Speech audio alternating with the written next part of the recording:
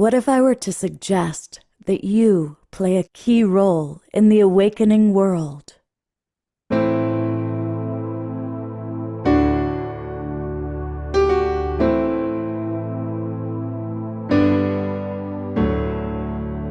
that you are watching this because you have heard the call.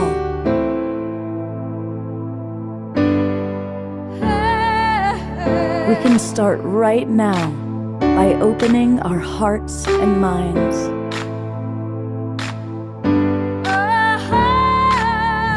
Welcome to the awakening world.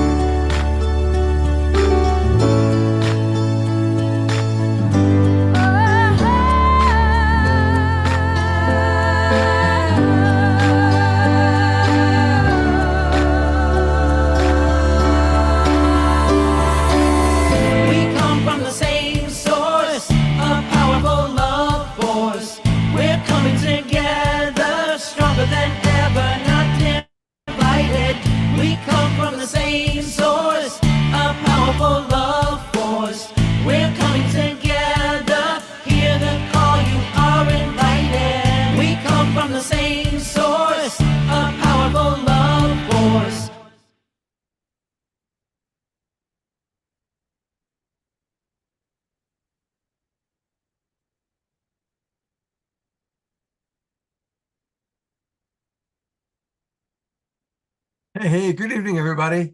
And I've pinned those of you who are moving and grooving so the audience could see it. It's good to see you, Eleanor Joy, Reverend Jeffrey, Wild Monk Cherry. We're going to have a little time talking with Jerry tonight, and Sylvia. So thank you for moving and grooving. I appreciate it very much. And tonight is going to be a really, really fun show. We are going to be learning all about lucid dreaming. And we've got two really wonderful guests. It's a mother and daughter team, which is really kind of fun. This is Nisha on the left, Norma on the right. I'll let you guess who's the mother and who's the daughter. And they're both wonderful. I've been getting to know them. They live in Ashland.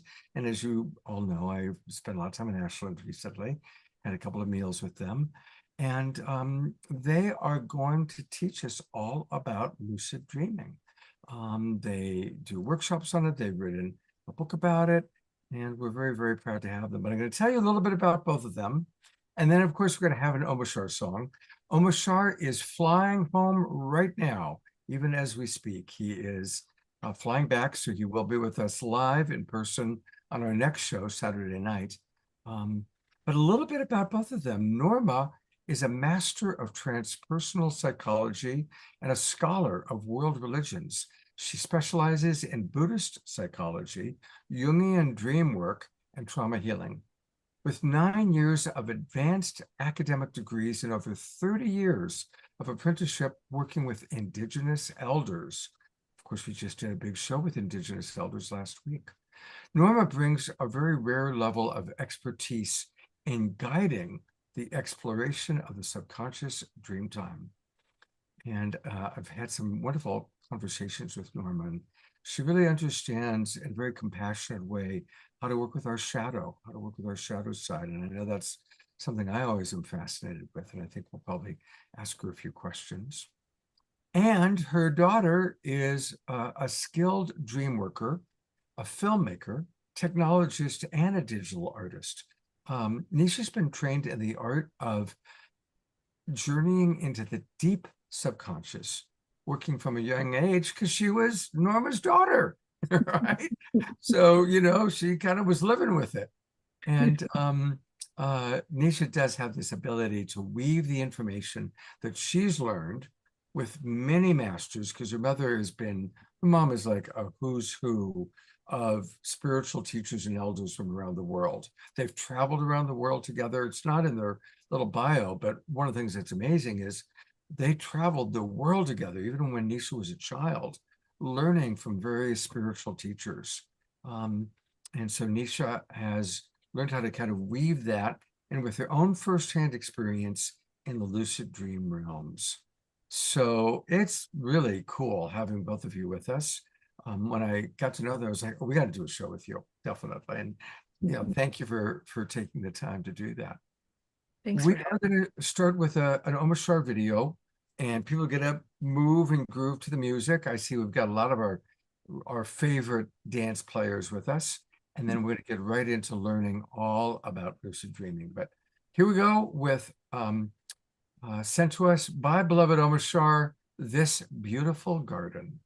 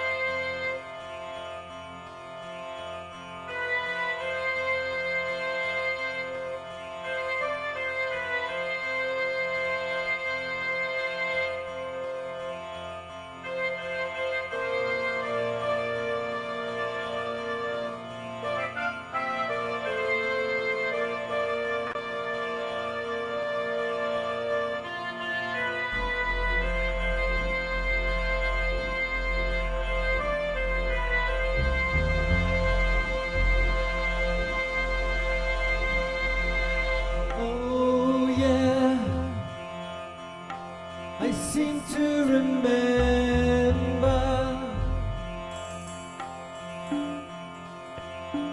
the time when we all were happy and my family, we all were together singing harmonies, my sisters and brothers.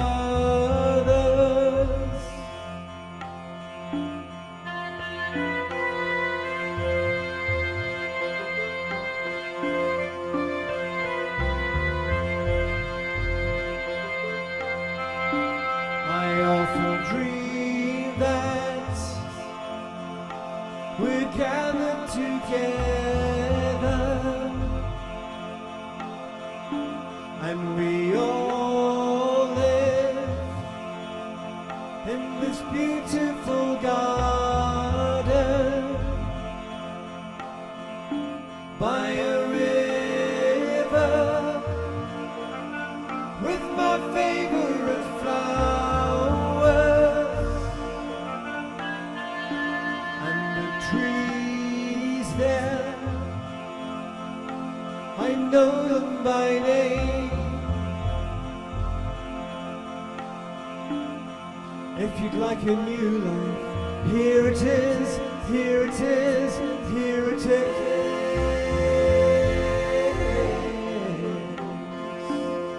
If you'd like a true life, here it is, here it is, here it is.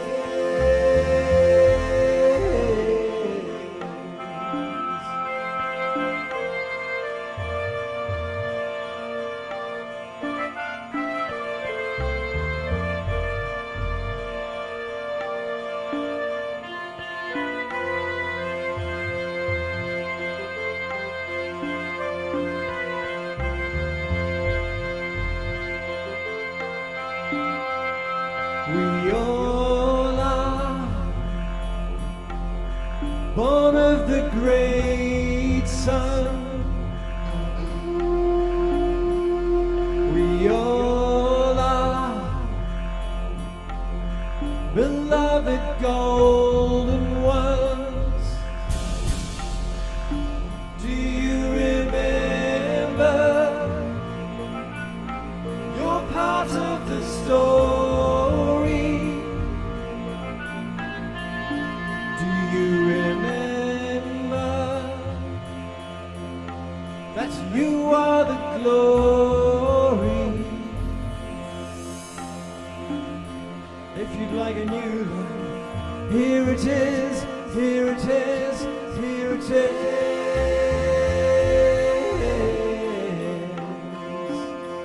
If you like a true life, here it is, here it is, here it is.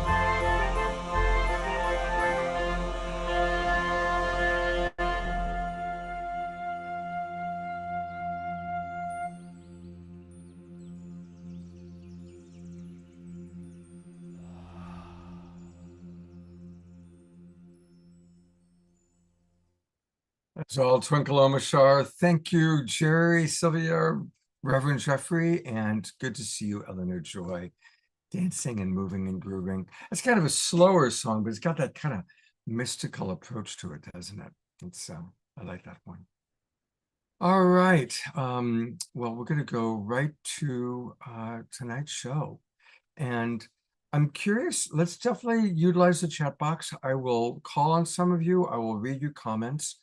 Curious what people's previous experience up until tonight is with lucid dreaming. Who can control their lucid dreams? Who just has them, but they kind of randomly happen? That's me. I've had some amazing ones, but I haven't learned how to make it happen. I'm hoping after tonight, I'm going to know how to do that. And so here they are, Nisha and Norma. And I guess let's just start, maybe share with people a little bit about your own personal journey of moving into discovering and working with lucid dreaming. Absolutely. I'll start off talking about it.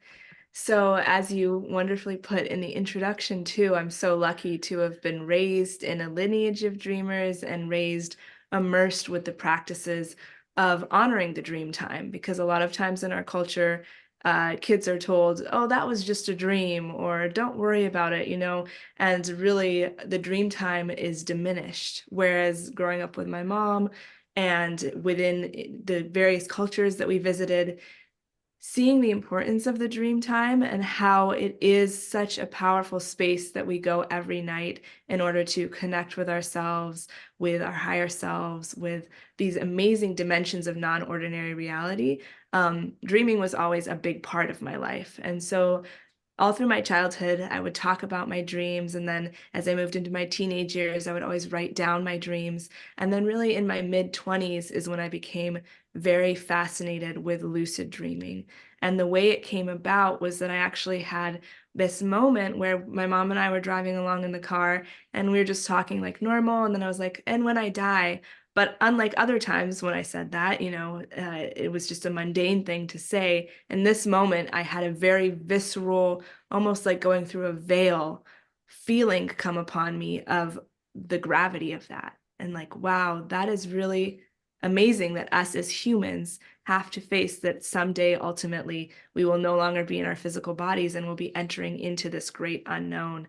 And so from that, I had a little bit of an existential crisis, but then really with working with it, and every time I would go to bed, I was thinking, actually, every night we go into a space that is not like this physical, tangible reality, that is non-linear, that is non-ordinary reality. So what if I really took the time to become conscious and aware in the dream time? And that's when I started really studying the Tibetan Book of the Dead and the Tibetan dream yogas too, which that very much ties into lucid dreaming as a practice for preparing for navigating in the great mystery, in the unknown, in the bardos, in those dream realms.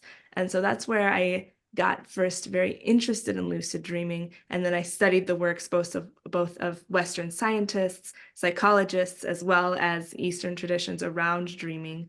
and lucid dreaming, and really took on the daytime practices, which is what we're going to be talking about a lot tonight, to be able to not only become a spontaneous lucid dreamer, because in the past, being very connected with my dreams, I would have spontaneous lucid dreams, but to become a lucid dreamer as a skill, right? And then being able to have lucid dreams regularly, being able to sustain them. And from that, being able to go to very magical, mystical, advanced places, working with lucid dreaming as a regular practice in my life. Wow. What a blessed childhood to have, really. And I just want to acknowledge, obviously I'm acknowledging Norma for providing that for you, but how cool that you didn't rebel against it, but flowed with it, so give Nisha some credit there too. Right. Now, Norma, going back, what brought you into this world? What triggered your interest in this field? Me too. From the time I was little, I had amazing dreams. In Celtic culture, they talk about some people are dreamers. We all dream. Every human dreams. But it seems that some of us are flooded with dreams from a young age. And so I had many amazing dreams from the time I was very little that I couldn't even talk about to most people. Until more recent times, I've found others that also have had dreams like that. But I had dreams like being taken into spaceships and shown many things, and on a regular basis being met by beings that I could actually see in ordinary reality too. So I had a dream time in ordinary reality fluidity from the time I was young. Luckily, I had a grandmother who was also a dreamer. So she saw me, and from a young age, I think schooled me, so she would take me on long walks in the woods and talk to me all about dreams. And then also she was a nurse, a healer, an herbalist, and we lived on the edge of the Tonawanda Indian Reservation, and she was actually adopted into the tribe. So she was a mystic and a healer and my mentor. And I just feel so blessed that I had her. My mother and father were wonderful too, spiritual people who were guiding me too. But my grandmother was the gifted dreamer and psychic. And I remember that people would come to her with their dreams, like a lot of the native people would come to her when they would have a troubling dream and ask her what it meant. And she would also get prophetic dreams for people. She would dream of deaths and of births and of transitions. And so I remember that in my childhood, her being sought after for her mystical guidance for people. I think she was actually like the shaman of the tribe, if we look back on it. And she died at a young age when I was young, and she was only 69. And when she died, it was really a hard thing for me, to have her go when I was that young. And she came to me, no kidding, like for 3 years, almost every night, as if she didn't get to train me enough in all of the things that she had wanted to. So she was giving me downloads from the other dimension for a long time. And later I met another grandmother who became my wonderful dream teacher, Guadalupe de los Rios, who's from the Huichol tribe. And so my grandmother died when I was 24, and I met Guadalupe when I was about 28. And I needed it. I needed another grandmother to really be there for me. And so I ended up studying with her off and on for many, many years, going to be with her coming up to the United States to be with me and a group of us. And so I got deeply trained by this Huichol Mirakame, master guide in the use of the dream time through drumming journeying. That's the way that traditionally Native people, well, indigenous people all over the world, it's in our Western lineage too, of the drumming. And a lot of times, no offense to the men, because the men all had their roles too, but the women were the drummers who led the women into the dream time. And the men were right there with them, supporting them and doing their parts too.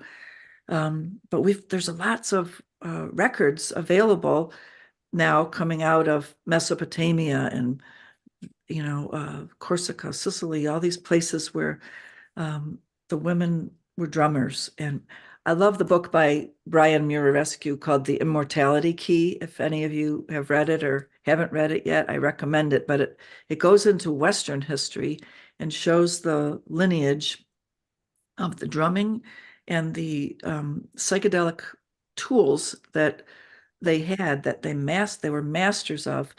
And so there's that in Western lineage, and in the study with Native American elders in North and South America. I also studied with Buddhist masters. I got to live in Japan. When I was young, I felt like I want to live in a Buddhist culture. I don't just want to take it from Western secondhand teachings. I need to live there. So I went and lived in Japan for many years. What a great experience that was. And I ended up being guided to an esoteric branch of Buddhism called Mikyo, Third Way, which was based on Shugendo, which is the ancient merging of the mountain shamans and early Buddhism. That led me through to being with current people in Japan who are practicing very esoteric and meditation practices that take you into lucid states in the dream time and ordinary reality. So that was an amazing time of my life. And I came back to the United States and was able to go to graduate school into Buddhist Christian dialogue and Buddhist psychology. And my master's and PhD work was in mysticism as the thread that goes through all of the religions, right? It's the common thread through all of the religions, mystical experience and direct contact with the divine, with our higher consciousness. Brian Murarescu talks about that in The Immortality Key, that direct contact, that gnosis, to use a Greek word for the knowing, the direct knowing, is what we all have access to. It's our human birthright, which is something we've all got to remember, don't you think? Especially in these times that we're living in. We've got to be having these gnosis contacts, and this yearning for it is happening all over the planet. Hence the psychedelic renaissance, and that's great and fabulous that we have these plants and fungi and planet Earth that have been given to humans to enhance our contact and our consciousness. And though I always like to emphasize that we have this access within our own system, within our own inner cosmology, we have access. And I experienced it from my childhood on, and Nisha has too. And so we really promote learning about how to access it from within, and that the psychedelics and the plants and fungi are our helpers and here for extra guidance and a boost. But we really want to help teach people how to connect with this in a natural way from within. So that's what tonight's show is about. We want to get deep into talking with you about how to enhance your own connectivity, to grow your own neural pathways, and to realize that no matter what age we are, right, we've got access. We've got neuroplasticity that can be grown even as we get older. So what would you like to say next? Or Scott, do you have a question? Let me come in for a moment. First of all, I'm loving everything you're saying, and I'm going to read some comments from our audience. And I want to just briefly riff on what you're saying about how important it is for us to seek within. And that's a big part of, I think, a lot of the shift in America, because most Americans were raised Christian, and the Christian traditions, most of the Christian forms have dramatically stuffed us from direct contact. Do you know that up until 20 years ago, the Catholic Church had a stance against meditation because it could create a false sense of connection to God? Whoa. That was up until just 20 years ago, right? So we're coming out of this time of being stifled. And I think for, I'm a child of the 60s. I think for many of us, it was psychedelics that woke us up, that oh wow, I remember now, it helped break us out of the matrix, if you will. Is my internet okay? I'm noticing it's a little spotty. Are you able to hear me okay? Yes. Okay, Yeah, great. you went out for a couple. I'm going to read a few comments. Pardon? Did you want to read a few comments, did you say? Yes, I'm going to read a few comments.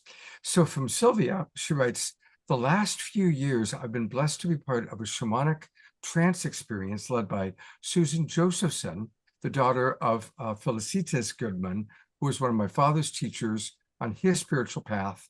I which know included- her. Mhm. Okay, there you go. And speaking of knowing, Ayada writes, oh my gosh, Guadalupe de los Rios. I organized a tour of Vancouver Island for her around 1998, and she Yes. stayed with me in Victoria. She gave Wow. presentations, ceremony, and several places. What an incredible woman. It was a loss to many of us when she passed only a few years later.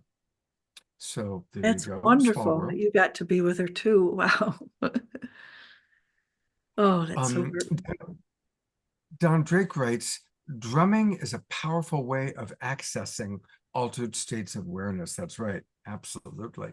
And then we do have our first question, which is Susan Bloomquist, who acknowledges what an awesome story of lineage for Nisha and also for Norma. But she's asking, can you actually define lucid dreaming exactly? Yeah, that's a great question and a great place to start in all of this journey, right? To know what is lucid dreaming.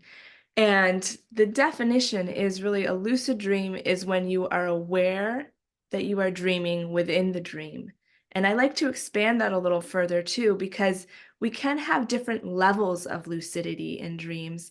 And sometimes we might have a dream where we are going around with the slight inkling that we could be dreaming, and we wake up and we're like, oh yeah, I kind of knew I was dreaming. Now, I wouldn't call that a full lucid dream, although it's along the way of a full lucid dream. That's more of a semi-lucid dream. We can also have dreams that are very visceral and very tangible and vivid. But if we don't know that we're dreaming within the dream, that also isn't a lucid dream. And that's not to say that any of these other types of dreaming aren't valuable, which we're going to talk a lot more about too, how all the different types of dreaming are important.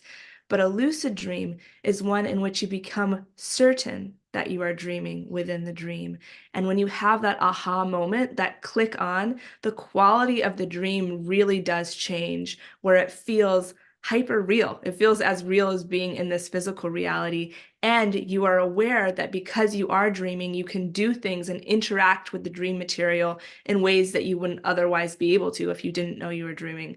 For example, if you're running from a monster and then you become lucid and realize you're dreaming, realize you can't be hurt, you can turn and face what's chasing you in an empowered way. You can also fly and feel the heightened sensorial enjoyment of being able to fly in the sky. You can summon people to you. You can change the environment to some degrees. And so there's all these ways once you do become aware that you're dreaming within the dream that you can really interact with that dream material. And we're going to talk a lot more about that. So just to start us off with as that definition, lucid dreaming is when you know you're dreaming within the dream. And then when you're able to lucid dream, there's techniques and ways to sustain the lucid dream too, because a lot of things that people run into when they're first lucid dreaming are the excitement around like, I became lucid, I'm so happy. And then they wake themselves up. And so the first step is to learn how to become lucid within your dream regularly, and then to be able to sustain your lucid dream. And then there's so much more that you can do after that too, which we'll definitely touch on as we're talking here tonight. There are practices that we have in our book that help you to start moving toward having more lucid dreams. And the book and the cards are divided up into 3 sections. And maybe we should just introduce that Yes. whole thing too. So Yeah. we co-wrote together, bringing together our 2 knowledge bases around the drumming journeys, the shadow work, the trauma healing coming from my mom, and then the lucid dreaming experiences. And there's a lot of firsthand experiences too in the book we co-wrote. And then we also created it as a package. It's a book and an oracle deck. So there's cards in order to learn the skills of lucid dreaming. And the reason we chose to do it this way is because, you know, as you all heard in the intro, in the beginning, I was reading and consuming a lot of content around lucid dreaming and absorbing it, loving it, learning from it. Then there came a point when I started to teach other people about it and talk to other people about their experiences with lucid dreaming and what their pain points were around being able to actually have lucid dreaming and have lucid dreams and being able to sustain the practice. And something I heard a lot of is that people would read through a book, be really excited about it, do the practices a couple times, have a lucid dream, but then kind of fall off of the practice, right? You can consume the content and then get distracted with something else. So we wanted to create a fun and easy way to learn lucid dreaming and have it be non-linear too, because the dream time is non-linear. So having a way for you to be able to pick a card and see what you're intuitively led to and what lesson, and each card has a lesson related to the dream time and to lucid dreaming, as well as, in the book is called Lucid Dreaming, Lucid Living, because it has a message around your daytime waking reality too, like you would find in a traditional oracle deck that helps you to have guidance for the questions of your life. And so much of what my mom and I's work is about is helping people to integrate ordinary reality and the dream time. And lucid dreaming is not something that just exists in your dream world and is cut off from your waking reality. Really, the two play together and infuse one another. And when you become conscious and lucid, both while asleep and while awake, that's where the true magic happens. And so with the deck, it's teaching through pulling each card what you need to learn, what messages are there for lucid dreaming. And it helps with the practice of it because, again, it's not about, you can read the book from start to finish like a regular book, but also if you just need a little extra inspiration around, okay, what do I want to learn today? Then you pull a card and you're able to get that message and that teaching in that way. The cards, Nisha created this whole method of working with, created the cards, you know, and then dividing lucid dreaming teachings up into 3 different sections that create the 3 different types of cards in the deck. And so one of the types of cards are these are dream signs. State checks. Oh, these are state checks, yeah. And the state checks are when you're in ordinary reality during the day, you need to do certain things that help you to check what state you're in. And like we think to ourselves, oh, we know we're awake during the daytime, but are you really? Are you dreaming, or are you know, everybody ask yourselves that right now. Am I dreaming or am I awake? But there are these state checks that you can do in ordinary reality. And what that's doing, though, really is programming your mind to question the state when you're in the dream time. So you need to do the daytime practice of state checks to get ready for your mind to ask that same question when you're sleeping. So state checks, for example, you may have heard the one that Carlos Castaneda would always talk about, which was looking at your hands in ordinary reality. And then when you go into the dream time, remember to look at your hands. In ordinary reality, your hands will stay the same, 5 fingers on each hand. But in the dream time, if you remember to look at your hands, something strange will happen. They'll have 6 fingers. One time Nisha had them turn into lobster claws. I heard another woman say that she was a waitress and her hand turned into a teapot, you know. So something strange will happen with your hands in the dream time. Another state check is to jump up off the floor. In ordinary reality, we jump up, we come back down. But if you jump up in the dream time, there'll be a hesitancy, or you jump up and you might keep going. Something different will happen with jumping. Mm-hmm. Or you can press your finger into your hand or into a hard surface. In ordinary reality, it stops, it doesn't go through. But in the dream time, it'll go on through. Yeah. And the reason that this is the first thing that we're talking about is because there are a few parts to being able to become a regular lucid dreamer, to really taking it on as a practice. The first one is to begin cultivating a questioning mind, like my mom was just talking about, where you're asking yourself the question, could I be dreaming? is it possible? Because again, like she said, we think, of course, I'm not dreaming right now. And yet when we're in our dreams, we also think that. Even if we see a pink elephant in the middle of the room, it's only when we wake up, we're like, of course I was dreaming. There's no pink elephants that just randomly walk into my living room, but we take it for granted. And so what you're training your mind to do is to question what state of reality you're in. And I saw a comment earlier just a few moments ago where somebody said the Toltecs say that we're always dreaming, and that's similar with Tibetan dream yoga. And a big part of that approach of it is training the mind to notice the illusory nature of all realities, meaning when you're awake and when you're dreaming. And really, it is a practice of cultivating a mind of presence, because by questioning, you're bringing yourself into a hyper-aware state of checking your surroundings, noticing your environment, becoming present with where you are in the present moment, because so much of our time we exist in the past or the future, not present, right? So it's bringing yourself into presence, questioning what state of reality you're in, what state of consciousness you're in. Are you in waking reality? Are you in the dream time? Where are you? And then, like my mom was just talking about, the first thing that you start to do then is perform a state check. And the reason that you do that is because, like I mentioned earlier too, in your dreams, sometimes you can have the sense that you might be dreaming, but you don't become lucid. That's because, we can have the sense of things, but when you do a state check, it's a foolproof way to test what state you're in. And Inception is a really popular movie that many of you have probably seen. When he's spinning the top in that movie, that's a state check to see if he's dreaming or if he's awake.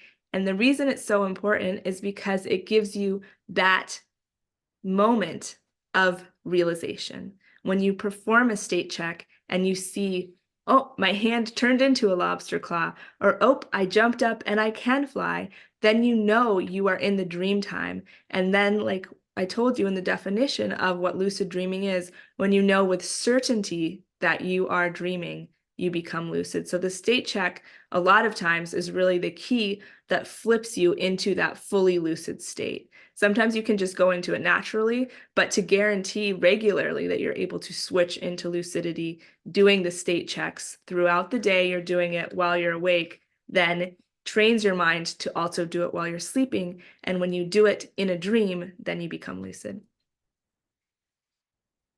I just saw somebody here, right? That's what I've learned. It's okay. Been a while since I've seen myself flying. Yeah, that's a great example of becoming lucid in the dream. It often happens as you start to fly. That's like gravity is no more. Like we were saying, you jump up in ordinary reality and you come back down. But in the dream, woo, you realize, oh, if I kick my feet, I can take off. I'm flying. Well, you can remain non-lucid in flying, right? I've had a lot of dreams where I'm flying in the dreams, but I don't become lucid, right? But if you start to practice these state checks during the day, then when you fly in the dream, it'll be a click, a signal to you, oh, I can ask the question, am I dreaming? And then you're like, yes, I'm flying. Oh, I'm dreaming. And then you wake up in the dream. And then that's the very beginning, the tip of the iceberg. And we want to get into the fuller iceberg tonight too, like all the things that can happen in the lucid dream state. But we're talking about the entry to it right now. And there's one more component, which I'll just briefly speak on and then hear what you have to say, Sue Scott. But so there's the state checks, the questioning mind, and then dream signs. And that's the last part to this beginning lucid dreaming learning.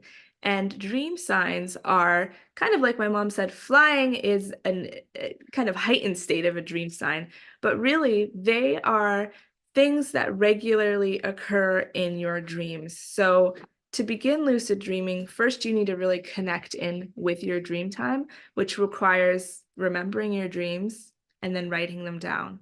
And when you write them down, you're building this relationship between you and your dream time, and you're showing that you are valuing it and you see it as important. And then your dream world opens up to you more. And then when you're starting to catalog your dreams, you can see these common occurrences. And so dream signs are things that often happen in your dreams. My mom has a lot of dreams by water, by large bodies of water. So that's a dream sign for her. I also have a lot of dreams. One kind of funny dream sign is that I don't really like public restrooms. And in my dreams, I'll go in and they'll be like really gross. And I'm like, I want to get out of here.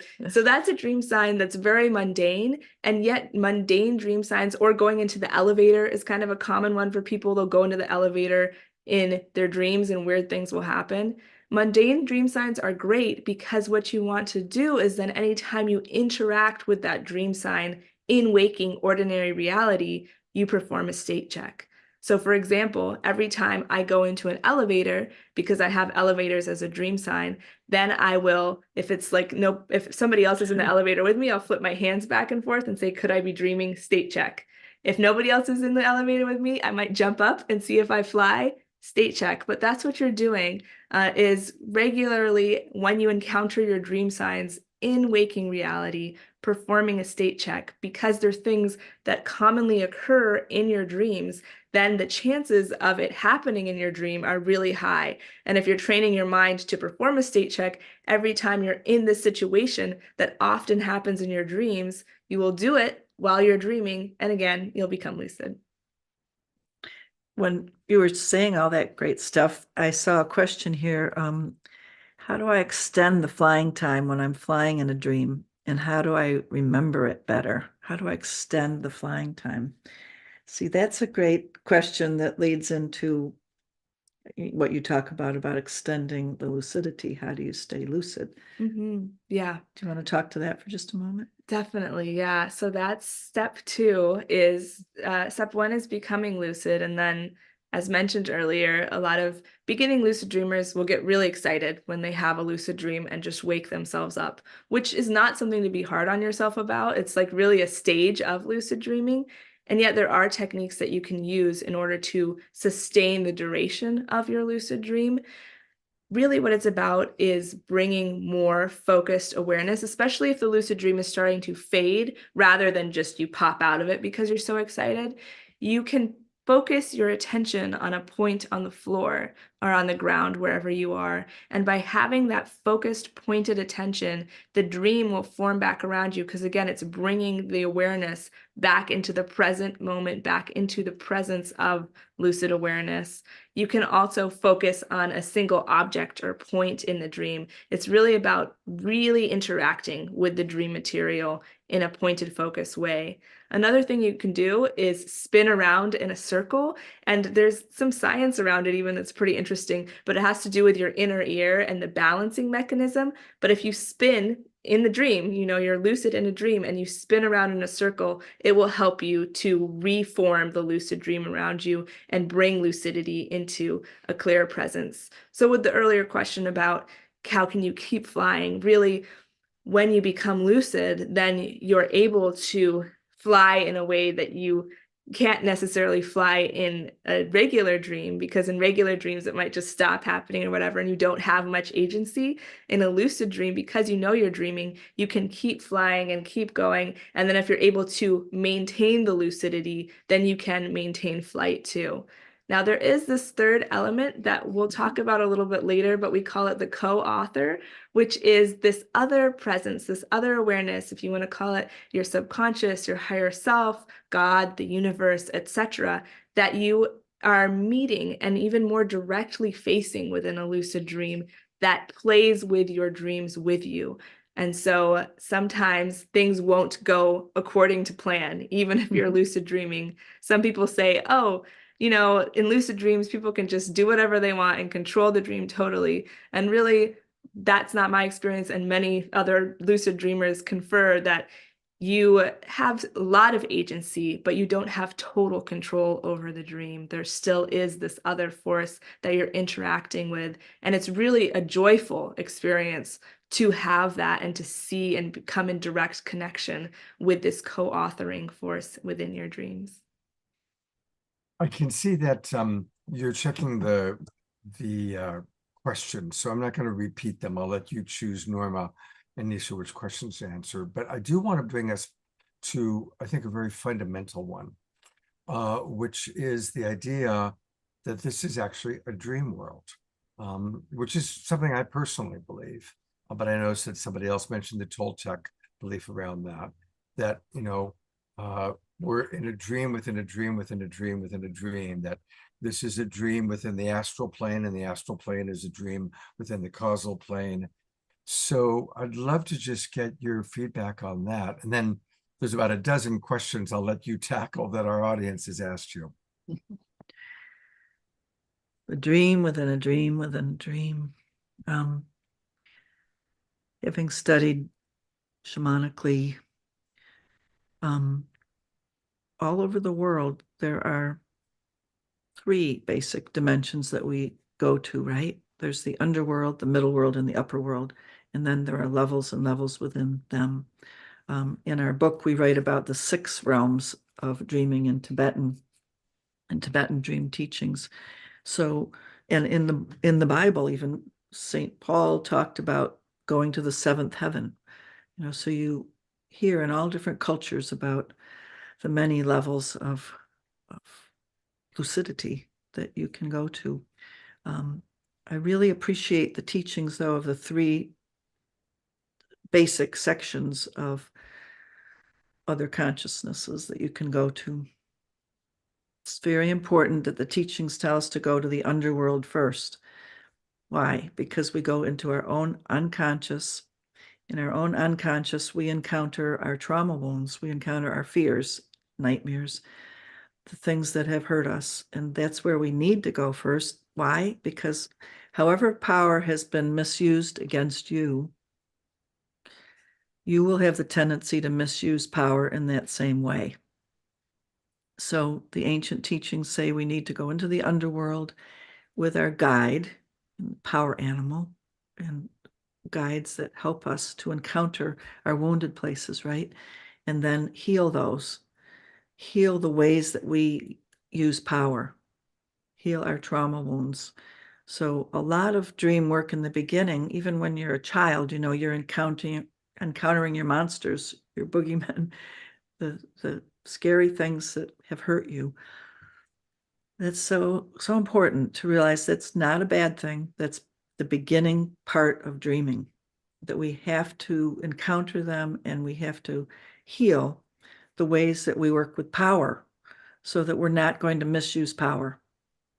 So in all the ancient teachings, the drumming journey, you go down into your unconscious, down into the underworld, get that healing of the ways that we use power so that we're more impeccable with power.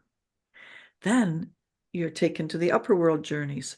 In the upper worlds, you go to palaces of light, crystal palaces. You meet with beings of power. You're not really supposed to go there, though, until you've dealt with your own misuses of power and the ways you've been hurt and heal those more, so that you're not just encountering grandiosity and being in your shadow of grandiosity and ego inflation, but you're being with the realms of great powers then with a humility and interacting with beings of other dimensions that are usually often in human form, but you're interacting with them with a sense of humility and your own right use of power. So if you've studied different religious traditions, you can hear what I'm saying. In all of these traditions, there's teachings about having to go within first and spend many years within, surrendering and dealing with your own healing before you travel in those other dimensions of power. Then there's the 3rd dimension, which is the middle world. The middle world is linear time-space reality. And that's the final place, not the first place you're supposed to go, but the final place, because shamanically speaking, we can actually change history and change the future, right? You've heard the saying, you can heal 7 generations backwards and 7 generations forwards. We really can heal time, space, reality when we're using power correctly and in alignment. So that's a great power to have, to be able to heal the middle world and in ordinary reality. So the middle world journeys are actually the final journeys. So that's one aspect of multidimensionality that we're talking about, right, Scott? Like the dreams within the dreams. And nowadays, though, like think about the movie Everything Everywhere All at Once and all of the Marvel movies. A lot of insight is coming about traveling in multidimensional realities. And it's amazing, right? That the common person can go to the theater and watch Everything Everywhere All at Once. And the kids are being affirmed that there are all of these multi-dimensions going on all at once, and that we might be in these other dimensions all at once. I'm a person that's actually from a long time ago been having these dreams of being in other dimensions all at once, being me, but being in these other dimensions too. Maybe some of you have had those dreams too, but I'm just blown away that in our times, like movies are being made about it, and the common public is being able to know this, like I think in the Aquarian age, we are really going somewhere quickly into the access of multidimensionality for all of us, and we're being rapidly prepared for it, right? Yeah, and the most popular movies, the Marvel movies, are all about the multi-universe. Yeah.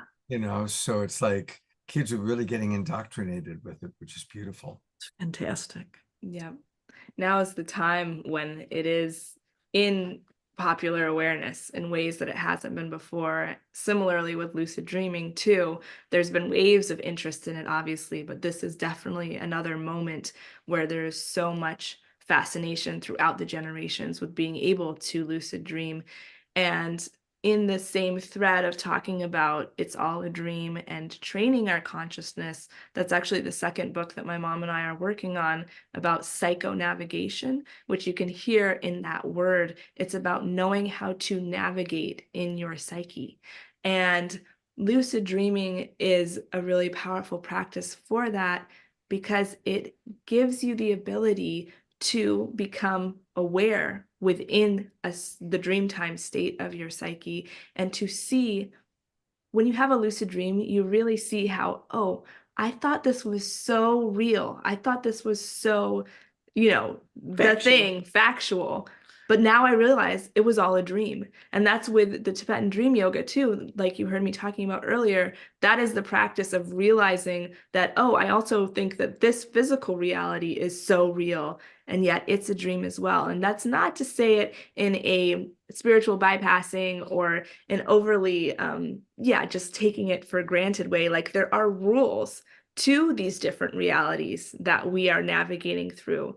In a dream time, there is not death, and you can jump off the bridge and fly, right? But in physical reality, there's gravity. That's a reality and a rule that exists here. And so the same thing will not happen. You'll crash. Gravity will take its toll, right? If you jump and think you can fly in waking reality. And so it's not about disregarding the realities once you learn how to become lucid. It's really about becoming actually more aware of the different rules and spaces that your consciousness is traveling through all the time.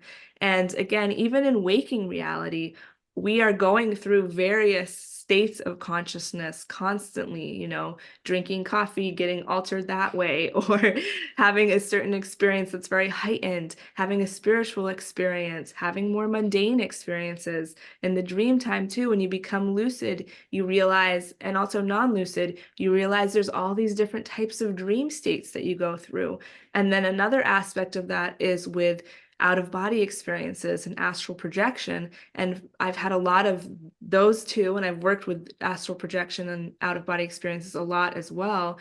And those are a different state. They're slightly different from lucid dreaming. And so that's a whole world and reality that you learn the rules of too, and that you learn how to navigate. And so really in realizing it's all a dream, so to speak, you realize that there are all of these spaces and opportunities to become lucidly aware of what reality you're in, and then work with it and navigate it through that more conscious awareness, which is so empowering and so powerful. And back to what my mom was saying earlier, we're really on a big mission of helping everybody realize that they have access to that within themselves, which I'm sure all of you know and feel deeply in yourselves already. But it is so exciting because you do really gain a new level of confidence and empowerment when you realize that we were born to be navigators of consciousness and be aware, and really we can all do it. And I want to highlight something you were saying about the rules in the different types of multidimensional consciousness. When I lived in New Mexico, there was a teacher who a lot of my students were also going to, and she was, I say, confused about ordinary reality and the dream time, which people can become confused, and it's crucial. It's like life and death important that we learn the rules in the different dimensions of consciousness and keep those rules. Okay, so she was teaching her students that we can ignore the rules in ordinary reality. If you're really enlightened and living in the dream time, you don't have to pay attention to the rules of ordinary reality. And so she told them, I'm going to prove this to you. I'm going to the big bridge in Taos, New Mexico, and I'm going to jump off of it. I'm going to prove to you that we can be ignoring the rule of gravity, and I'm going to live. I'm going to jump off the bridge and I'm going to live. So she jumped off the bridge and she died. She died, right? She crashed and her body was dead. Her students were all confused, and I mean, some of them really on the edge of maybe a psychotic episode or something, trying to cope with this. And they were saying, well, she was a master because, so what if she left her body? Because then she was going into another dimension of consciousness. And no, that's not right. Like, we are here to honor the rules of ordinary reality and learn how to be impeccable with the rules in this dimension and honor them, and then learn the rules of the other dimensions and be impeccable with the rules there. And so it was a big opportunity, to teach people there about this basic truth that we are here to be completely humble and honest about our limitations and the rules in ordinary reality, right?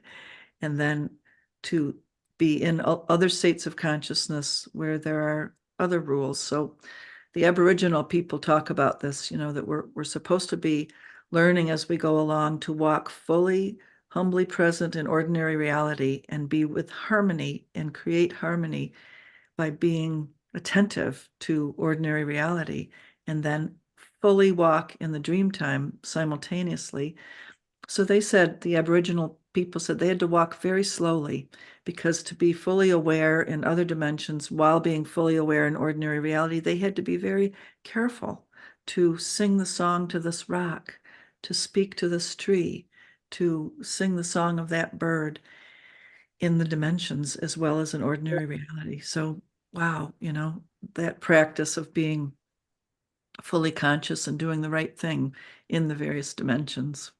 How do you like those examples? And off of that, just one more thing too, which is, some people wonder, well, if I start lucid dreaming a lot, and if I start seeing that I'm becoming lucid in dreams, am I going to get confused? Or the lines going to blur between the dream time and ordinary reality in a bad way?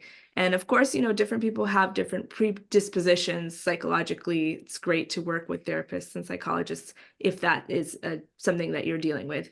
But for most people, really what happens is actually you become better at distinguishing the different states of reality, because you're consciously and continuously questioning and studying what reality is like when you're awake. You're studying, okay, what are the laws of this place? Like, can I put my finger through my hand? Can I do these different things?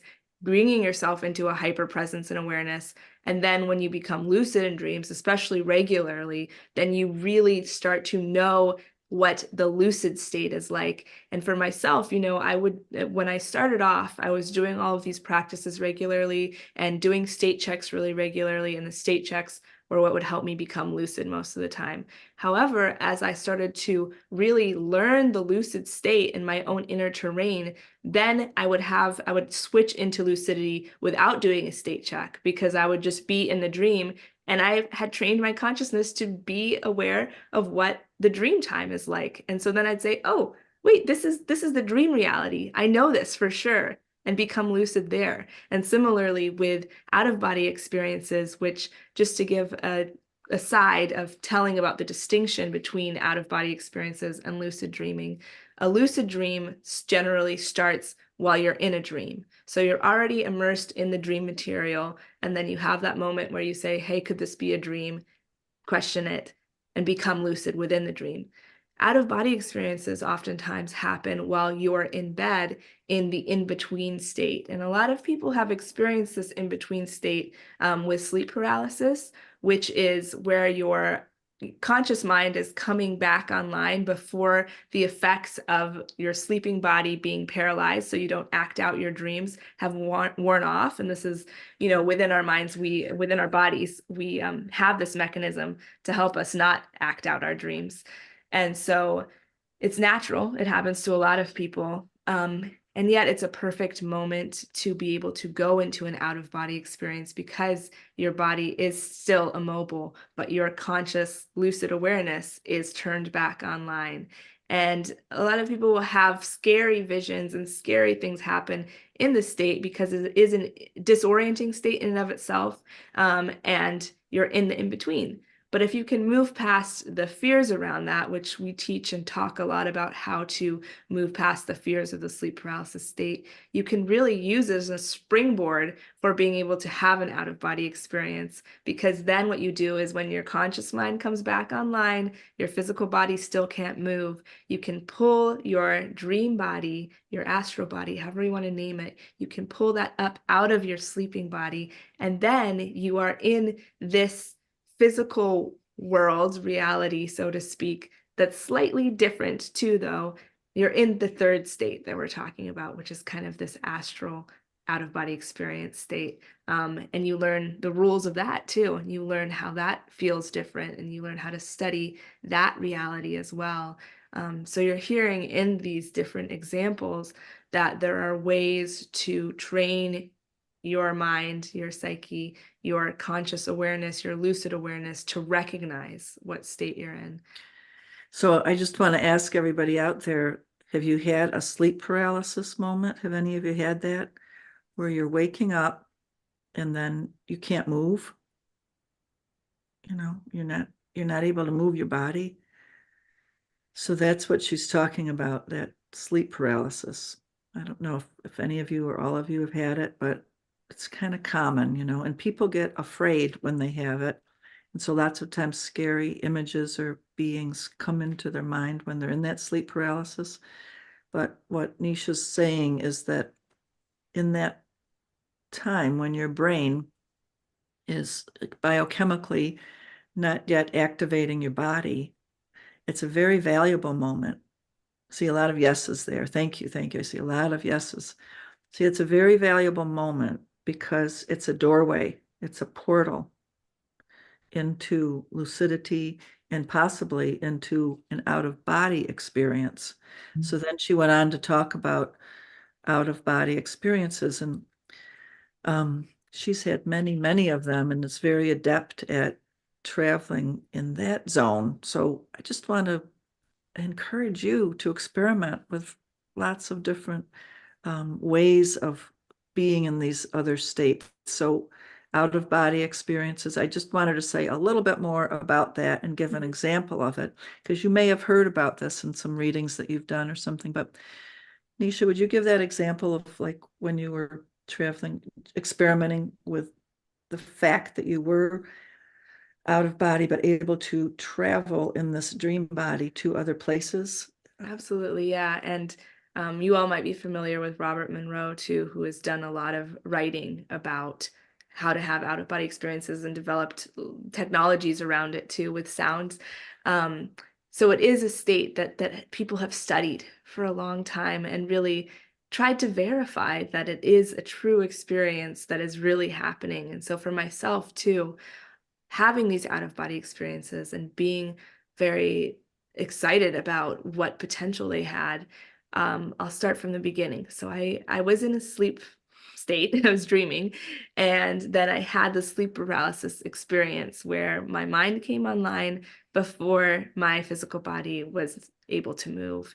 And because I had been working with it a lot, working with the fears that arose, in this moment, I wasn't afraid. I was excited. I said, okay, good. Now I can pull up out of my sleeping body.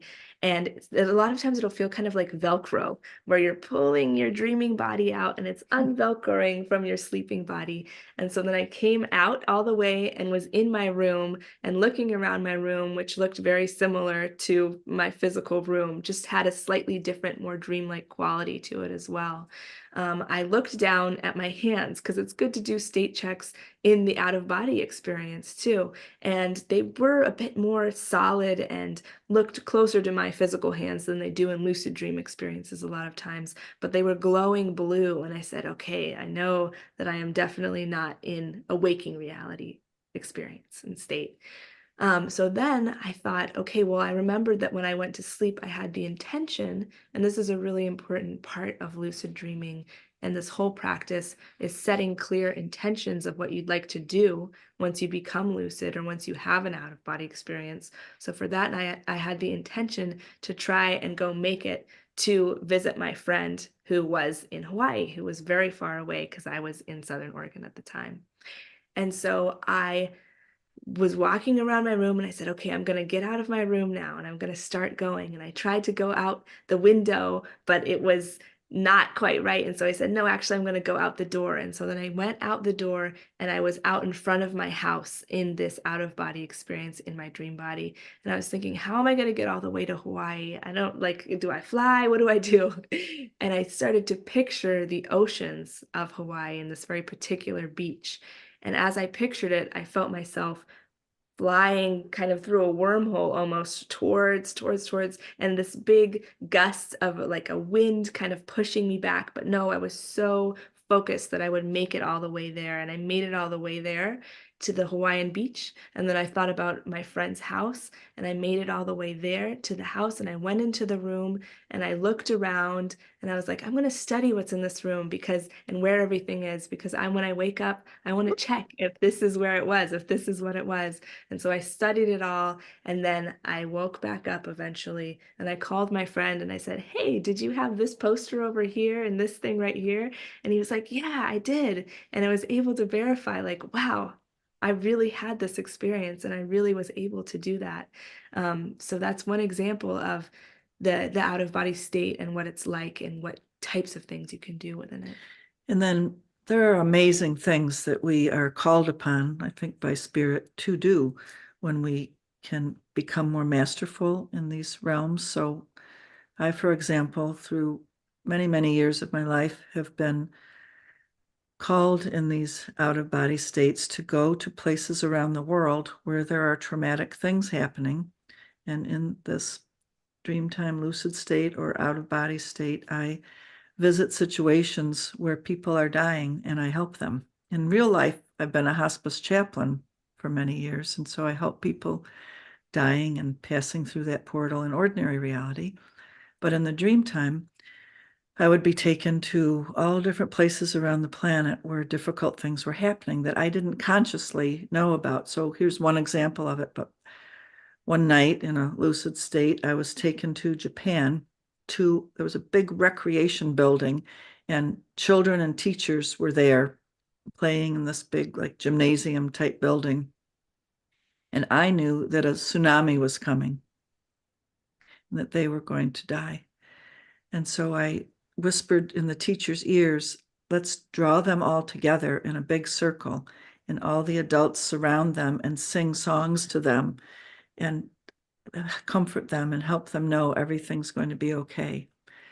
So we did. We huddled around, everyone was together and we're all singing. And then the giant waves, could see them crashing in and the building was crashing down. The next day I woke up and I thought, wow, that was a strange dream. Why did I go there? Why did that happen? And I don't often turn on the radio, but in that moment I turned on the radio purposefully, Spirit had me do that because I heard on the news that a tsunami had hit in Japan. And the only thing that had, the deaths that had happened were in a recreational building where all the children and the teachers were.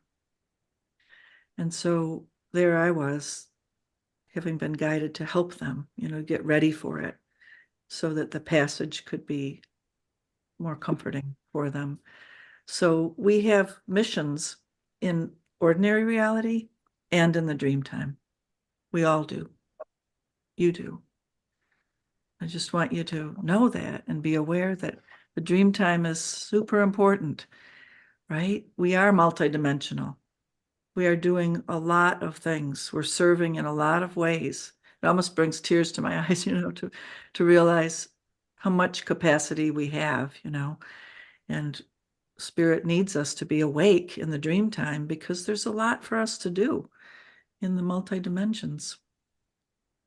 And one thing that we talk about too is the beauty of this work is that you can approach it from so many different directions.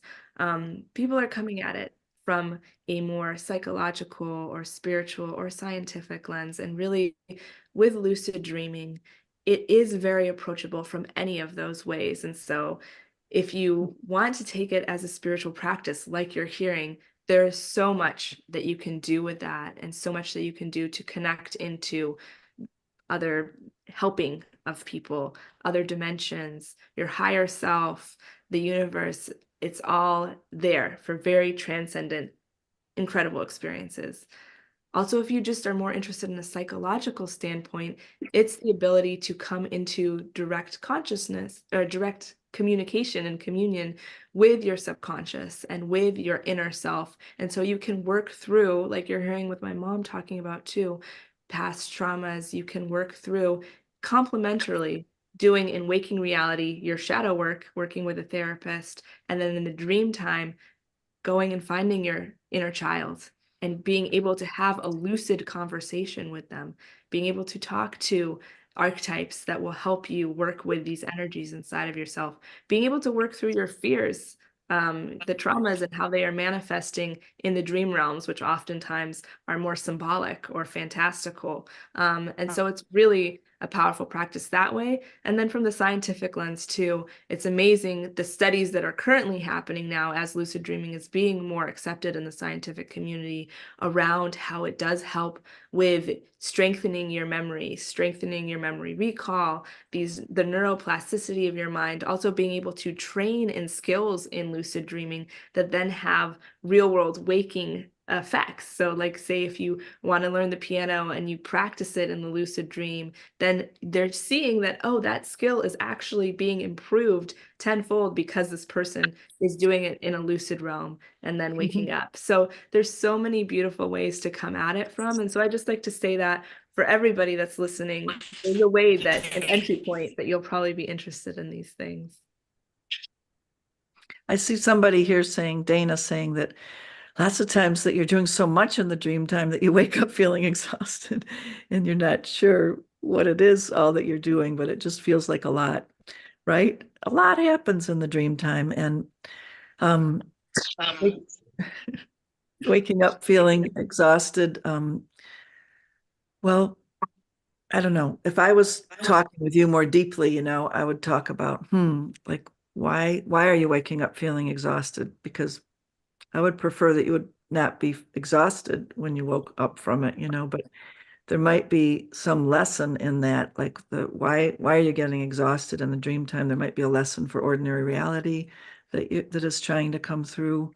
So, feeling like if you're feeling exhausted in ordinary reality and you go into the dream time, it might be reflected in the dream time. Anyway, I'm just picking up on that part. I don't want you to feel exhausted by the dream time. And that's a question a lot of people ask too often is like, well, if I'm lucid dreaming and I'm like so awake and so aware in my dreams, am I actually resting? Am I getting sleep?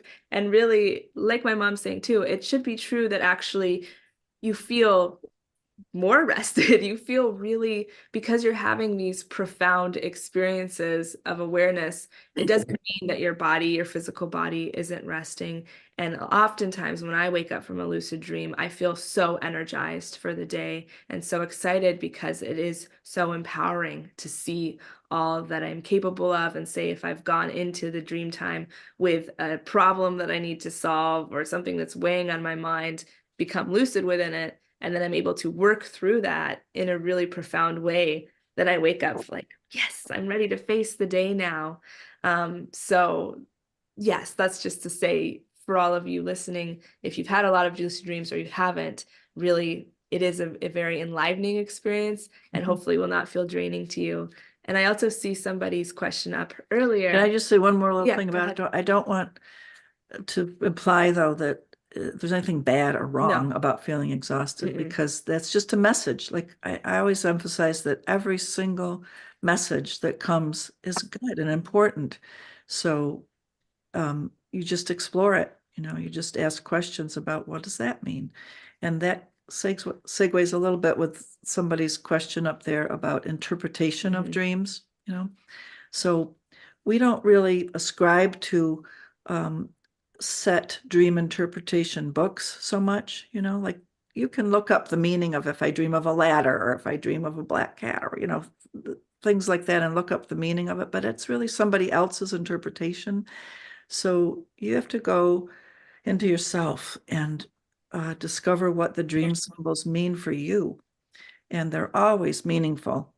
Our unconscious is so crafty in giving us just the right symbolic meaning of the symbol that you're having in your dream is important. So I always say, don't disregard anything. Be curious about every aspect of your dreams and the symbols that are happening in them, because they're beautifully presented to you to lead you to understanding. Martin Prechtel, who wrote Secrets of the Talking Jaguar. I love that book about the Mayan culture. In the beginning of it, he said, "What is our task as humans?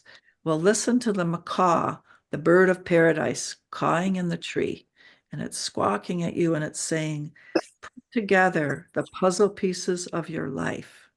That's your task. Put together the puzzle pieces of your life." So our dreams are giving us all the puzzle pieces. And in fact, one time I even had a dream that I saw a big hand coming with a puzzle piece and putting it into the puzzle for me, So we're being helped in our dream time, I guess is what we're trying to say. We're being helped all the time to put together the puzzle pieces of our particular incarnational destiny path. The dreams are giving us the information that we need. I really like what you're saying about that too, in relation to lucid dreaming versus other types of dreams, because like you're hearing, every message that's brought to you in the dream time is important. And sometimes people can get overly fixated on making a hierarchy of the types of dreaming and saying, I just want to lucid dream all the time. All the rest of the types of dreams are not valuable to me. Or, getting really fixated on, just having certain types of dreams. Like always wanting to fly. Always wanting to fly. But really, every type of dream, as you hear my mom saying, is valuable. And it's really about honoring the dream time as a whole and writing down your dreams regularly. Sometimes we can wake up from a dream and think, well, that was ridiculous and doesn't relate to anything, so I'm not going to write it down. But so often, in my writing down practice, I'll wake up from a dream like that and be like, okay, whatever. But I still write it down because it's a part of my practice. And then a week later, I'll look back at it and I'll realize, wow, this is actually what was going to happen in a week from now. This is amazing. Or I'll see synchronicities. I'll see amazing messages. I'll understand it more after some time has passed. And so non-lucid dreams, semi-lucid dreams, fully lucid dreams, dreams even that just seem like a jumble of emotions, they're all communicating something to you. And so if you really do the practice of tracking your dream time holistically, then the puzzle pieces, like my mom is saying, start to come together and you see the full picture. So that's just an encouragement. especially if people are just starting off lucid dreaming, sometimes they can get discouraged because they're not having lucid dreams and then feel like, well, I'm not doing anything then. But really, by even taking on just remembering your dreams, writing them down, giving value to the dream time, you're doing so much, and so much will open up to you. Sometimes people say that they don't remember their dreams and maybe they aren't dreaming, but it's been proven scientifically really that everybody dreams, that we have to dream, right? So one little tip, if it's difficult for you to remember your dreams, maybe you've heard this before, but when you first wake up, if you just lay there very still and don't move a muscle, don't even turn your head from side to side, but just lay very still when you're in that between state, because our minds are like an etch-a-sketch. If you move the slightest bit, you will erase the neurological pattern that just happened in the dream. So try to lay very still, not move, and the dream can be accessed then. And then if you just remember one symbol from it, dwell on that symbol, and it's almost like it'll refill out, like you focus on that one symbol and then the rest will start to come and you'll be able to remember it. So Nisha's holding up the card. Yeah, I want to start showing you all some of the cards too from our deck, and related to what my mom was just talking about. This is the first card in the deck, and it's the Dream Recall card. And we created this metaphor for remembering your dreams, which is catching the tail of the dragon. See the little person See the there? person right there that's catching that tail, because really that is what it's like, is if you can grab onto just a piece, a feeling, one moment, one image from your dream, and stick with it, oftentimes you'll find that you've caught the tail of the dragon, and then you're on that ride back into the full unfolding of what your dream was, into remembering it all. And so to not get discouraged, but just try to remember in the same position that you wake up in, even a slight inkling or feeling of what the dream you were having. More times than not, you'll probably find that quite a bit of it starts to return to you. So we've covered a lot of ground, and I saw earlier, much earlier, and then another question again around shared dreams and shared lucid dreaming, which is a really amazing and fascinating topic too. And a lot of times what it takes and why people don't have that as often, or there isn't as much literature out there about it, is it takes a community of dreamers, and it takes other people that you are in a lucid dreaming practice with. So for myself, I've had a lot of lucid dreams where I have met up with other lucid dreamers in the dream space. And it's like this recognition where I'm going through my dream lucidly, and then I look at one of the people and I'm like, wait a minute. And then I'll talk to them and I'm like, are you lucid dreaming right now too? And they'll be like, yeah. And so then we'll have this whole experience together of a shared lucid dream, which is so profound. And yet what it also takes to verify those things is knowing those dreamers in waking reality. And so that's another aspect of what my mom and I are doing, which is starting to teach workshops and lead groups in lucid dreaming, and we're getting ready to launch a masterclass in lucid dreaming too. And as you're able to build up more community of people skilled in the practice and the skill set of lucid dreaming, then that becomes more possible, because then you can have an intention with somebody else that is also on this lucid dreaming journey to try and meet up in that space. I think I'll just segue to talk a little bit about that. I've lived in Ashland for 20 years, and I've been teaching my Journey to Completion classes here, which are in my year-long training program in using drumming journeys and your regular dream time to work on your shadow work. And so I do it in groups. And so I've been doing it all these years. And so over 4,000 people in Ashland have taken the Journey to Completion and have gone into the dream work that way. And so there's an infusion in this community, of people who are working in the dreams. And then I've taught it to people all over the place with Zoom.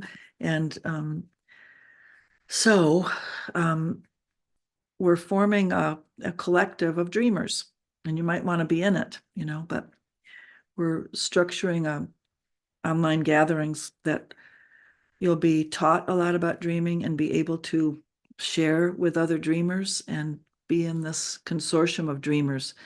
We feel like it's really important for our times, you know, that we come together and start sharing about our dreams. And like Nisha was saying, then it starts to form a community of it.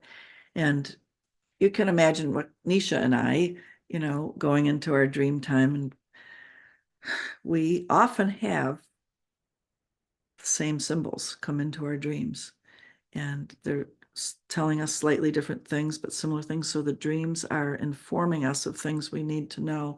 And then we wake up and we're able to go, wow, I had that dream that was very much the same as that dream that you're having. And yet it gives us a little more information when we're both having it. And with my journey to completion clients, often I dream things ahead of time that are going to be happening to them, or they dream of me or connecting with the same symbols that I'm connecting with. So you know what I'm saying? It's like we can meet in the dream time. That's what Nisha's talking about. And we do, and we need to. And there's things that we're doing over there in the dream time in community with each other that then can be validated in ordinary reality. And that builds up our faith and confidence that we are interacting in community in purposeful ways in the dream time. So as the Aquarian age comes on, you know, there's going to be a lot more happening with that. And Nisha's a tech person too, you know, so she's specialized in virtual reality and augmented reality and AI through the years. And so she's a filmmaker, and she's making a film about that right now too, about this interface of artificial intelligence and our dream time and the technologies that are available, because especially as of the older generation, we can be kind of apprehensive about, whoa, what is artificial intelligence going to do? Is it going to be bad for all of us? But it's happening, just like the internet came and happened, you know. So Nisha and people of her generation are talking about AI for good, you know. So there's got to be many people out there like herself creating these technology experiences that are used for good.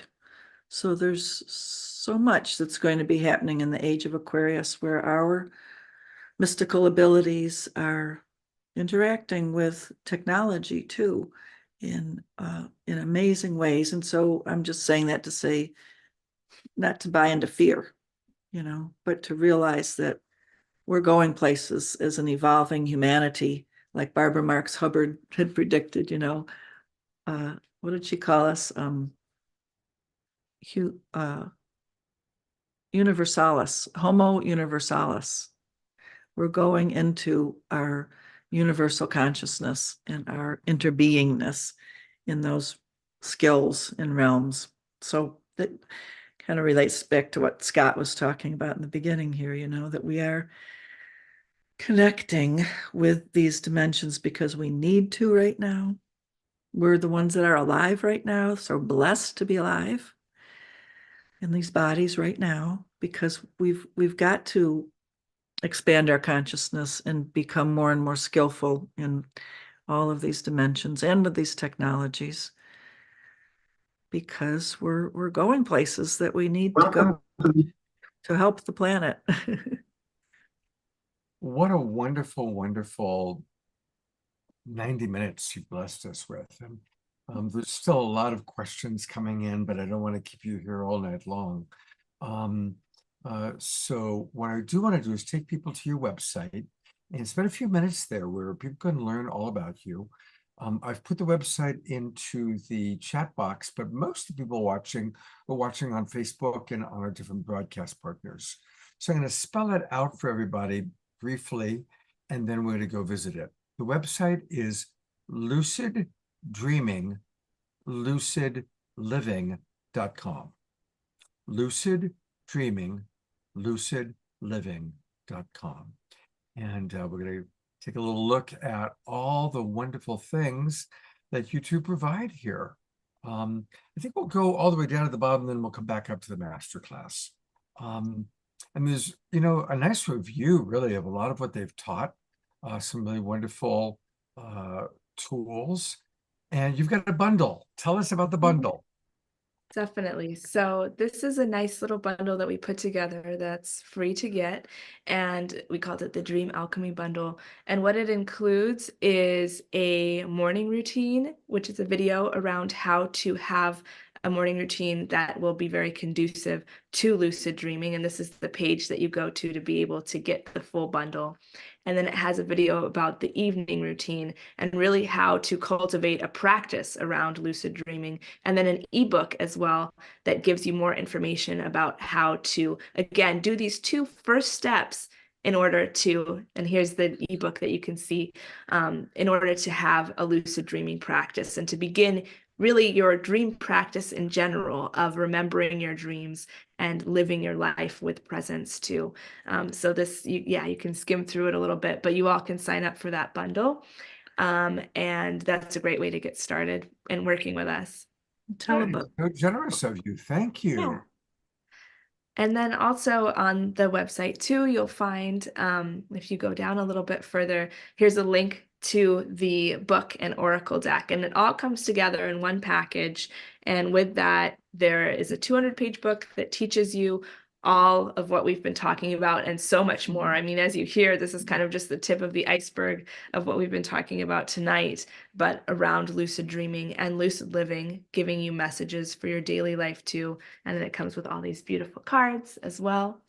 And then here you'll see is a space to sign up to get on the wait list for the masterclass that we were talking about, where we teach in depth about lucid dreaming, and Forming these dream cohorts of Forming the dream people. It's a beautiful course that Nisha has designed so beautifully, and I'm in it too.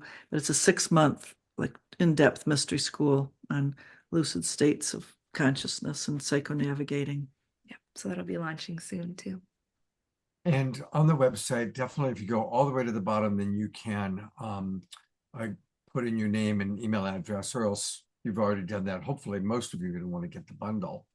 Now let's talk just a little bit more about the master class. I know that you said that it's about, you're putting it together. Do you have any sense of when that's going to be?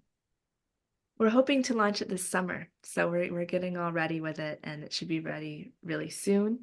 And yeah, it's exciting because the deck teaches so much, the book and the oracle deck teach so much, and yet there is so much more to teach as well.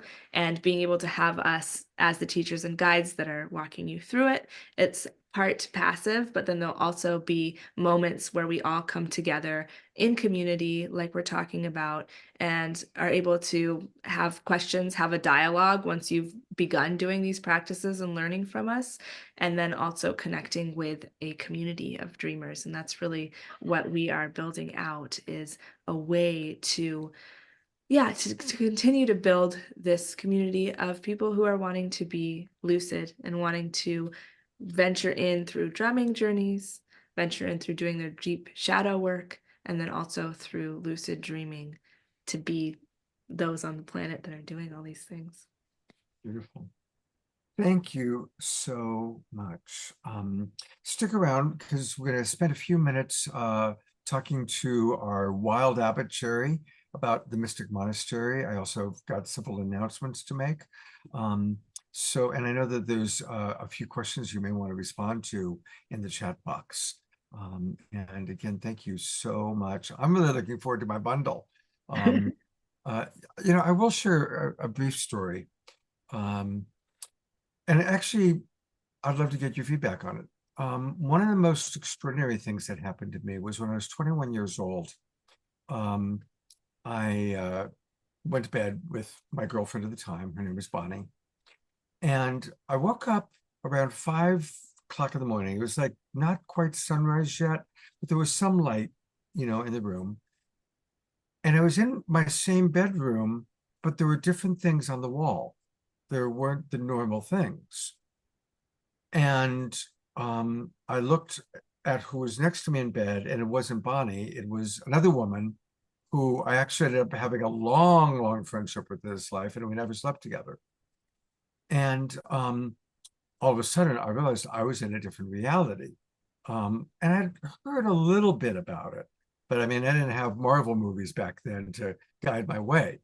So I was in a different reality. And I got scared, because it was like, oh my God, and I remember being afraid, what if she wakes up before I go back to sleep? I've got to go back to the other reality. Anyway, obviously I did come back to this reality. That person ended up becoming one of my best friends.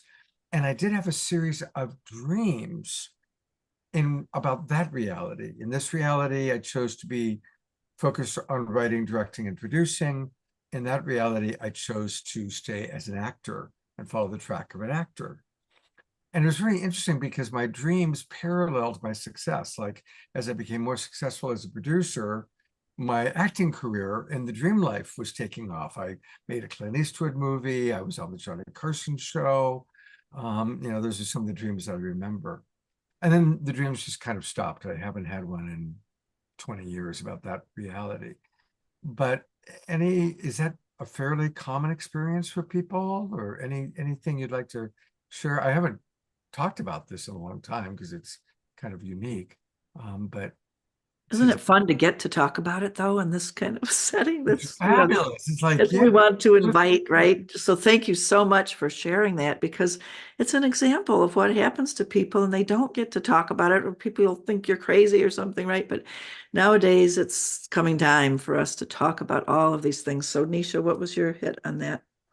Yeah, I mean, I agree with what you're saying, that it's so wonderful to hear. And I think it is, common definitely of people experiencing and tapping into, like, is in our collective awareness now, the multiverse and all of these various realities and opportunities to explore the realities. Different timelines. The timelines, right? Within the dream time, we're able to tap into these parallel worlds. And to, again, what I hear in that dream too is a reoccurring dream of sorts, of going to a same place, of going to a same reality, which is very much in line with dreaming work in general, and also lucid dreaming, is that the more that you are able to be aware and to remember those places that you're going to, then you actually realize, we even have a card called Dream World Home Base, but you have these places that you can both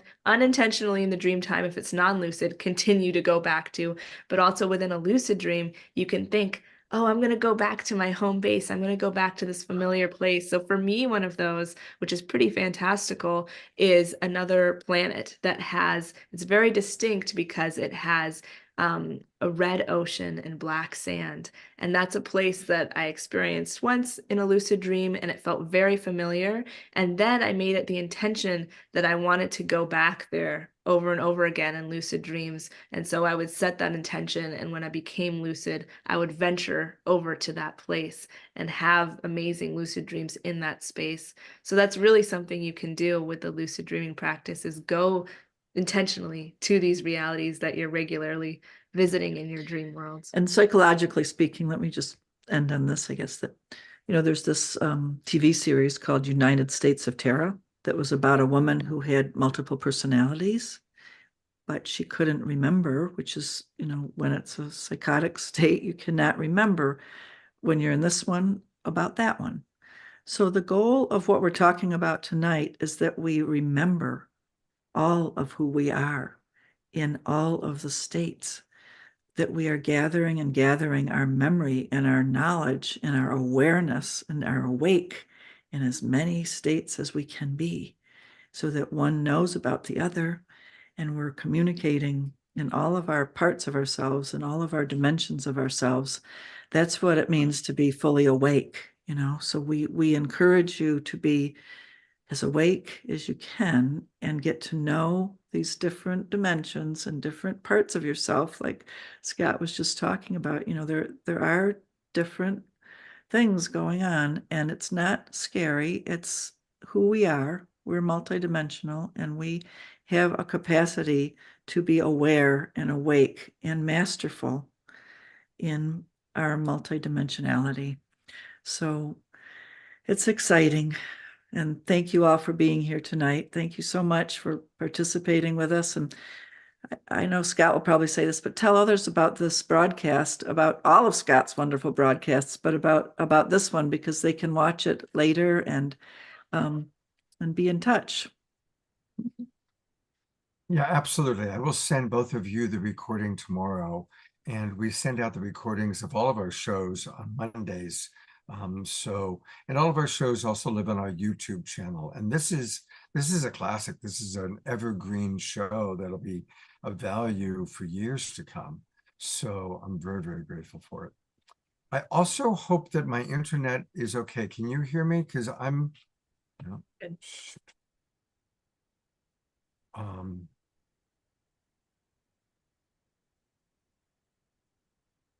Doggone.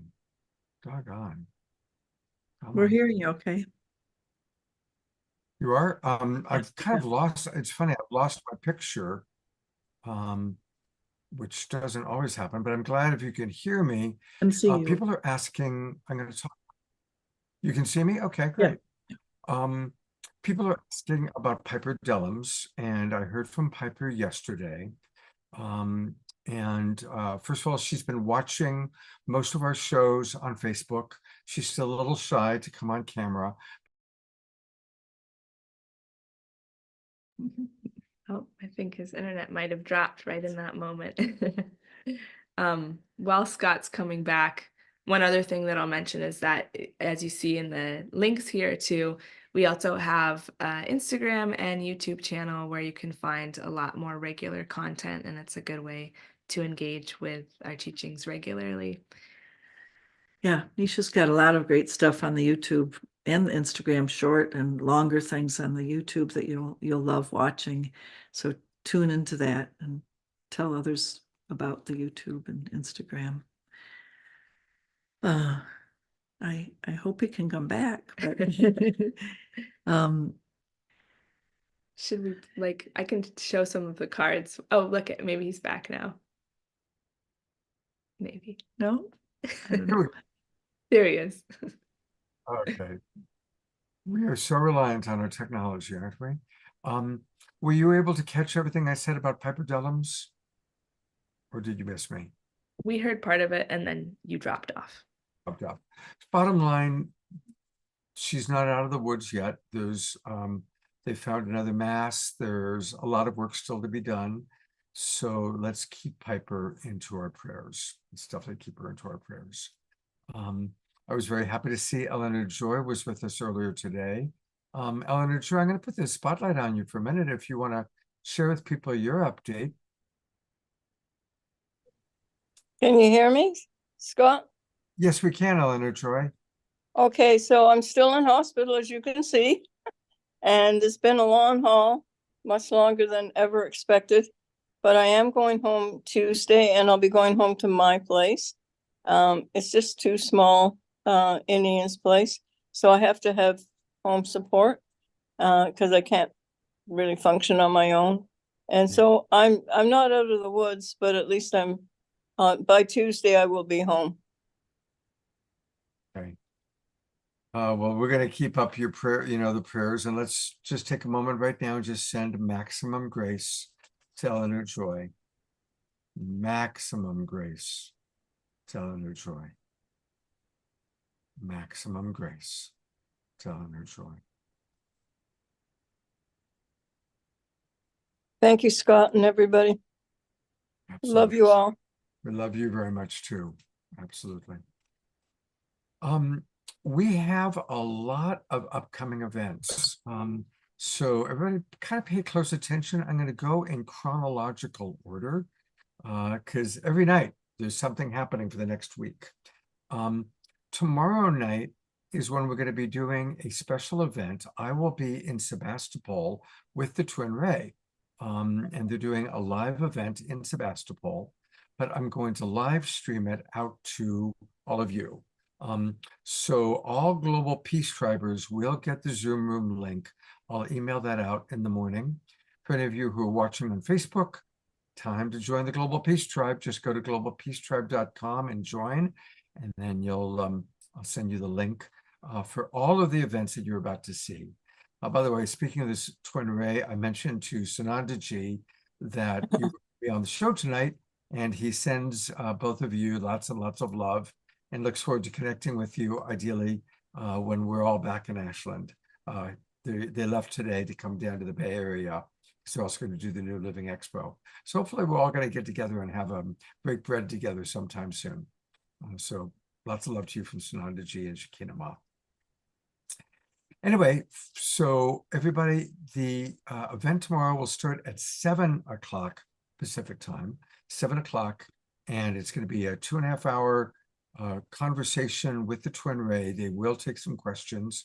So hopefully we'll get some questions in from our audience. And then this weekend, I'm going to be coming to you live from the New Living Expo. We're going to have a lot of fun. You might recall every year we do that. We come from the New Living Expo. Alan Steinfeld will be my roving reporter, bringing people in as he has for other conferences we've come from. And old friend Daniel Brinkley has promised to stop in and visit with us. So that's going to be our show on Saturday night. Now we're getting close to Earth Day, and there are some wonderful Earth Day events that are going to be happening. And I want to make sure that people know about them. So I'm going to try and do my best to go in chronological order of all the Earth Day events that are happening. The first Earth Day event is this Saturday, April 20th. So this is actually happening just before my world show. On Saturday, April 20th at 4 o'clock Pacific time, 7 o'clock Eastern. It's free. It's put on by our friend Mitchell Rabin. Kristen Hoffman will be singing. Charles Eisenstein is amazing. Bruce Lipton. It's a really good group of people. So I strongly encourage you to do this. And you can find out everything by going to abetterworld.com. Abetterworld.com is where you can learn about that. And then I think he's actually in the room with us, Andrew Kane, who's our dear friend. He came to the Global Peace Tribe retreat in Los Angeles. Andrew and his friends are putting on another event on Sunday, and it's Planet Heart's 16th annual World Peace Earth Day celebration. I know that Andrew put into the chat box how to register. Go to www.planetheart.org, planetheart.org, and get all the information on that. And Andrew, if you're still with us, you can put some information into the chat box about it. Then on Monday, we have another special event that is a Global Peace Tribe event.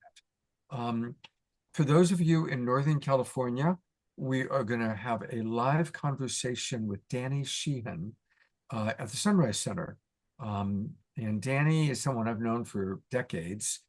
He is the attorney for consciousness. He was the attorney for Karen Silkwood before she was murdered. They made a movie about her with Meryl Streep playing the role. He was the attorney for Daniel Ellsberg. He was the attorney for Standing Rock. And now he is the attorney for the whistleblowers coming out of the Pentagon, talking about what's really happening with UFO stuff. So if you're in Northern California, come to the Sunrise Center. That's in Corte Madera. Meet him in person. I'll be there. But for most of you, of course, you can't do that. So I am going to live stream it out. And again, there'll be a special live stream address for that. You do need to register. I sent that link out today, and I'll send it out again tomorrow to everybody that's part of our Global Peace Tribe. So everybody on our email list will get that. So we got a lot going on, and we're really excited about it. All right, I am going to bring up our beloved brother, the wild monk of the mystic monastery, Jerry. Jerry, do you want me to play your video first, or do you want to introduce it first? Well, I was thinking of introducing our tribe a little different way to our project tonight. Our end goal is to bring unity around the world, and we have so many philosophies and cosmologies and ways to understand how the universe works that we are combining two of the most diverse ways of thinking of consciousness into one monastery, the first time in history. That is, we are actually in the area before Columbus arrived in the New World. It was populated by the Taino people in the area behind me, and this was their sacred river that most of their cosmology and so forth talks about. And we have in the English language about 500 words from the Taino language, like canoe, barbecue, hammock, papayas, even hurricane is a Taino word. And the center of this river passes through our property 19.2 kilometers. And we are the caretakers as it passes through three mountains on the way to the sea. And this is the indigenous side of our heritage. And then on the monastic side of our heritage, which monastic basically means almost all the religions that connect with any type of religion, whether they're Buddhist or Hindu or Christian or whatever. So our tradition goes back to St. Thomas in 54 AD. He was in India, the disciple of St. Thomas. And we are part of a living heritage of anointings going all the way back to St. Thomas in India, as well as one of our main themes and curriculums will be the Gospel of St. Thomas, just a short chapter of only about 114 verses, but each one of them is kind of like a riddle. It's very intense. So we're combining together in this Puerto Rico, you might say, the convergence of all the different types of philosophies on Earth for the first time. So yes, if we could show the little video, it's 2 minutes. It'll show you our property and what our project is about. Thank you, Scott. Absolutely. So I'm going to pull it up and here we go. Okay. Monastic Monastery of St. John the Baptist of Monastic and Indigenous Healing, a sacred sanctuary pulsing with ancient spiritual energy dating back to 800 AD. Nestled in the heart of Puerto Rico's rainforest, our monastery is surrounded by the enchanting beauty of mountains, waterfalls, tropical rainforests, and beaches, making it a unique spiritual sanctuary on the island of enchantment. Our mission is to mentor, prepare, and equip future generations of light healers and saints. We aim to raise the vibrations of the human collective consciousness worldwide. We embrace all spiritual frameworks, encouraging individuals to follow their intuitive path with the foundational principles of self-awareness and the Golden Rule. At the Mystic Monastery, we blend monastic healing practices with indigenous healing traditions, focusing on empowering individuals to heal themselves. Our curriculum is anchored in self-awareness, community, and the understanding that we are all interconnected parts of a greater whole. Our lifelong curriculum for students, known as Healer Monks, is a transformative journey culminating in an understanding and application of the Law of One. Graduates have the potential to attain the esteemed title of Master Healer, continuing to guide humanity towards spiritual ascension. This is an opportunity for profound personal growth and a significant impact on our world. As part of our outreach, we maintain an online social network for lightworkers, operate a suicide hotline with spiritually sensitive counseling, host musical events in our majestic caves, and offer on-campus workshops for spiritual guidance and training. Our work is rooted in the return to nature for healing and connection. We grow our food sustainably and encourage others to listen to nature's guidance. We empower individuals to reclaim authority over their health and well-being. We warmly invite you to contribute to the Mystic Monastery. Whether you're interested in becoming a healer monk, offering your time and talent, or simply providing encouragement, your partnership with us is invaluable. Together, we can make a ripple of consciousness forward in time, fostering a loving world of oneness. Beautiful. And we can support Jerry by going, I'm going to bring up a QR code because right now Jerry needs some green love. We definitely, want to pray for his success. We do a lot of prayer here, but green energy is also appreciated and needed quite often. So I am now going to scan the QR code and I'm going to take a few minutes and just invite everybody to do what I'm going to do. I'm getting out my phone. I should actually highlight myself so you can see that I'm doing this. There we go. I am going to the QR code. There it goes. It's going to take me to Jerry's GoFundMe, where I'm going to make a donation. And I'm really hoping, let's accept Jerry's cookies. Jerry wants to give us his cookies. And after accepting the cookies, let's put in our donation. Here we go. And I hope everybody else is going along with me, doing this at the same time. Thank you, Global Peace Tribers, because all the donations so far have come from Global Peace Tribe. Reverend Jeffrey was one of the first ones to get on and donated to us already. Thank you, everybody. This will, I have almost single-handedly funded this project for the last 8 years, and my income has come way down, so I need a little help right now to make it keep going. Well, thank you very much.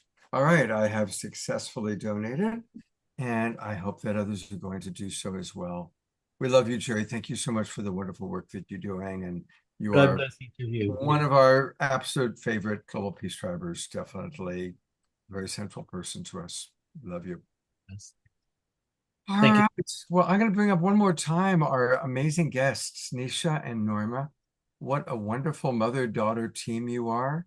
And thank you so much. You've provided so much inspiration for all of us. And yes, Susan, all of our Zoom rooms, all of our meetings are recorded. You can always catch it. By tomorrow, I'll have this up on our YouTube channel probably.